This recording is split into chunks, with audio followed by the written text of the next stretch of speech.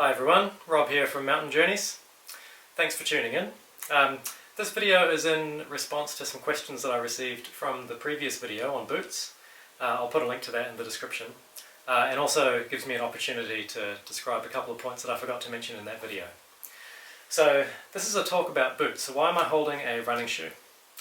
You may recall that in the last video we talked about the necessity of a higher ankle on a boot, and how that's only really needed for two things: protecting your ankle and giving you an ability to use the edge of your boot, so giving you more stability.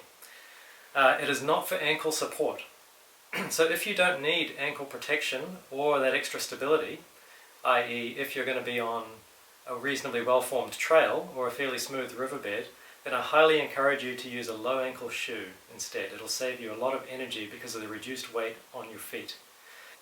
That reduced weight will also allow you to be much more nimble, which could actually help prevent injuries. And using low shoes still applies even if you've got a heavy pack on. So you could end up taking, say, 2 pairs of footwear. If you're going to be doing a fairly long approach up a valley on fairly easy terrain, up to an area where you're definitely going to need a burly boot, it is often well worthwhile carrying those heavy boots in your pack and approaching in a nice lightweight shoe. I actually really like using these type of shoes just because of that little bit of ankle protection that you need sometimes. But a low ankle shoe works totally fine as well. So you might think, well, if I'm carrying those heavy boots anyway in my pack, then what's the point? Well, if you think about the path that your pack takes as you're walking along, it doesn't go up and down too much compared to how much your feet go up and down. So if you imagine that you're either carrying these heavy boots, and the amount of effort you're doing to lift them each time they go up is pretty minimal, versus if they're on your feet, the amount of up and down that these boots have to do with every step is significant, and that's going to add up over half a day or a day to a lot of extra energy expended. In saying that, on a recent trip I did compromise a little bit and use the lightweight hiking boot for the entire trip, because it was light enough to use for the valley approach without expending too much energy, and I didn't need an ability for sustained front pointing.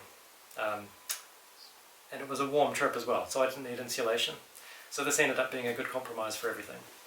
But on a trip where I had some more sustained snow, I would have wanted to carry some heavy boots instead of wear them up the valley. Okay, so if we're not actually getting any ankle support from these boots, so any of these boots, these mountaineering ones, these kind of normal leather tramping boots, lightweight mountaineering boots, none of them are going to prevent us spraining an ankle if our foot starts to collapse. So what's going to prevent sprained ankles or twisted ankles? Strong ankles. So how do you build ankle strength? That's not my area of expertise, but I have found that if I spend a lot of time on trails in low ankle shoes, walking around on uneven trails, these could be good training opportunities when you're just on local trails near your home. That can really help to strengthen your ankles, just spending plenty of time on easy, slightly uneven trails in a low ankle shoe. So what does that mean? It means that on reasonably well-formed trails, so all the great walks, things like the Reese Dart Track, this is all you need, really. You're just taking extra weight on your feet by using anything with a higher ankle, because it's not actually going to give you the ankle support that you need to stop twisting your ankle. The only thing it will give you is protection and an ability to use your edge. Okay, I've said that enough times now. Alright, so speaking of the ability to use your edge, there's something I forgot to mention in the last video, which is pretty important, and that's the width of the outsole. So you'll notice that on this boot, and you'll notice this on many other boots that you might see, the actual width of the bottom part of the sole is very similar to the widest part of the upper part of the boot, the bit that's actually surrounding your foot. Now compare that to one of these mountaineering boots. You'll see that the widest part of the boot itself is actually quite a lot wider than the outsole. The outsole itself is quite narrow. If you measure them, the widest part of this sole, these are both size 43.5 boots by the way. This is about 110 millimeters. This one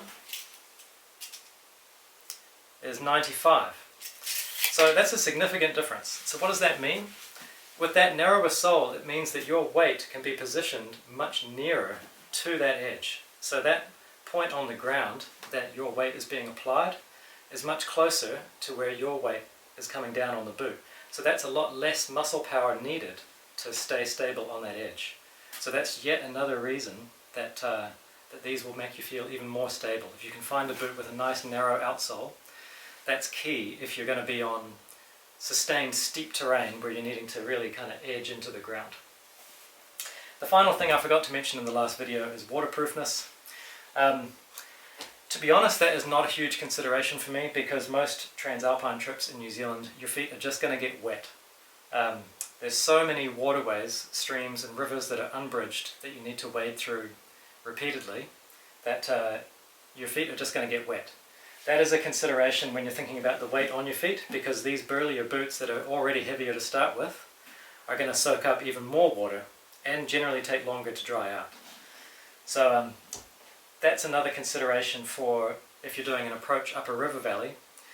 Take your light shoes, get them wet, and then if you end up getting to a stage where you know you're not going to have to do any crossings for a while, and that's the difficult part, pull out your boots and they'll be nice and dry, which will make them both lighter and will keep you warmer.